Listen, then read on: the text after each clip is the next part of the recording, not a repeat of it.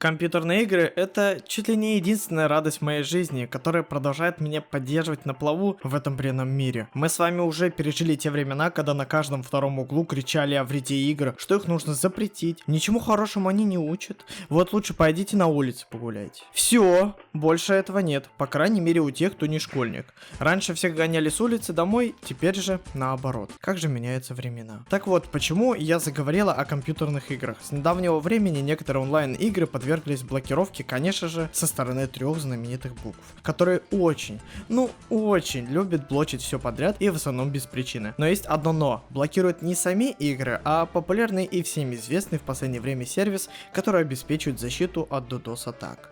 Сервис Cloudflare.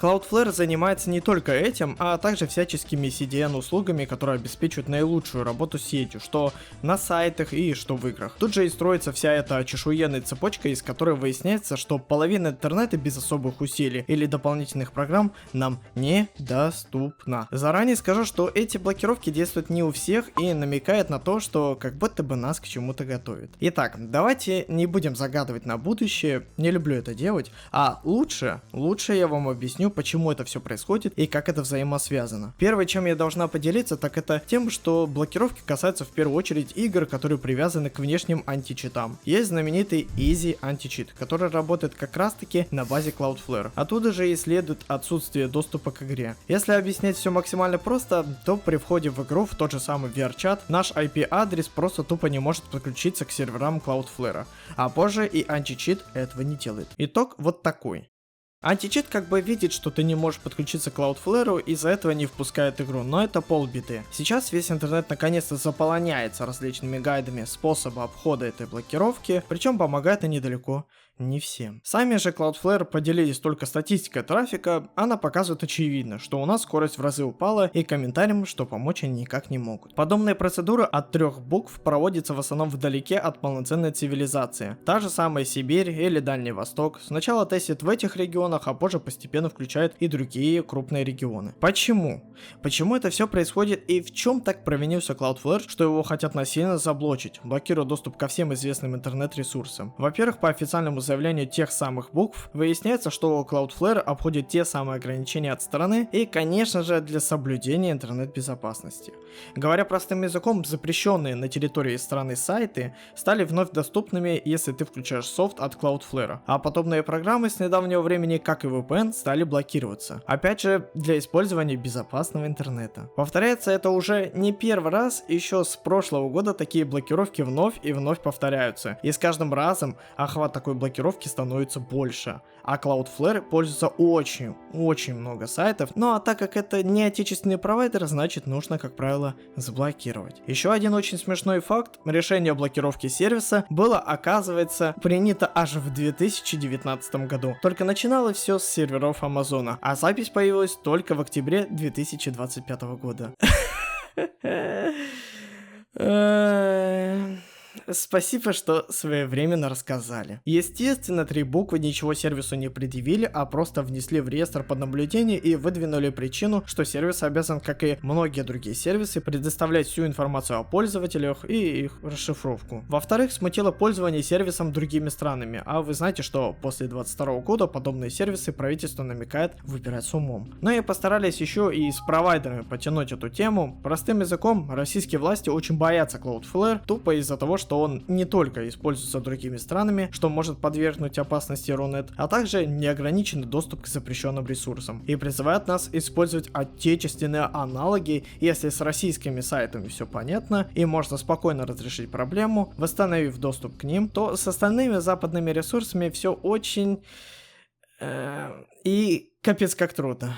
Ты русский человек, у тебя был сайт, который работал под оптимизацией сервиса Cloudflare. Его заблочили, остается найти другого отечественного оптимизатора, который будет продолжать тебя защищать. Проблема решена.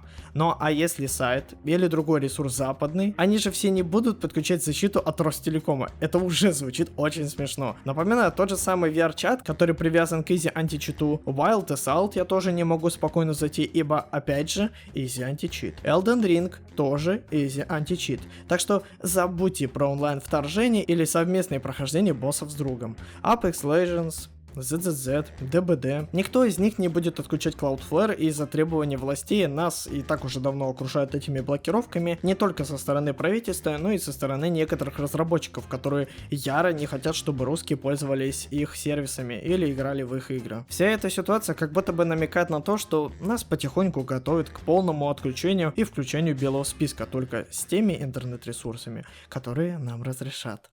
Ну ладно, это произойдет точно не в ближайшее время, но это нас все равно ждет. Что же в таком случае делать? Естественно, поехать за границу никто вам не запрещал. Использование других 3 знаменитых букв тоже никто не отменял, но предупреждаю, что это будет нарушением закона. Даже здесь они преуспели. Компьютерные игры, повторюсь, это одна из величайших удовольств в моей жизни, и даже до них добрались. Я всегда в жизни не любила проводить время как-то по-иному, и не хочу сказать, что я какая-то задротка.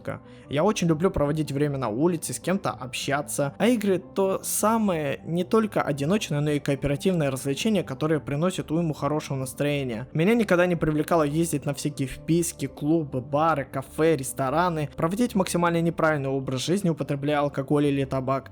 Я просто любила играть в игры и время от времени гулять со своими друзьями, а вечерком всегда можно было легко залипнуть в какой-нибудь шутанчик. Это здорово. Что мне теперь делать, когда даже здесь мне вставляют палки в колеса? Как получить то же удовольствие, когда теперь перед этим удовольствием надо как следует потанцевать с бубном, чтобы просто запустить игру? Я не знаю. Благо, я реже играю в онлайн-игры, нежели в одиночные, поэтому, ребятушки, готовимся и еще раз готовимся. Я отлично знаю, и многие в комментариях понапишут, что блокировки работают пока не везде, но это пока. Поэтому еще раз готовьтесь. Навряд ли в ближайшее время Хаттабыч дернет за бороду и все исправится. Нужно, по-моему, готовиться к еще более ужасным событиям. Так что, друзья мои патриотичные, качаем там Warface, покупаем смуту, ну и про танки тоже не забываем. Если вы хотите от меня услышать гайд, как это все обойти, то вы отлично понимаете, что я не смогу вам это все предоставить. Единственное, что я могу вам предоставить, это моральную поддержку. Я очень опечалена в свете последних событий и, честно, я не знаю, что делать. Например, ждать мое новое видео про фури или игры, или же фури игры, подписаться на мой телеграмчик, лайк поставить, от нефиг делать, а подписываться на канал уже решайте сами. На этом все.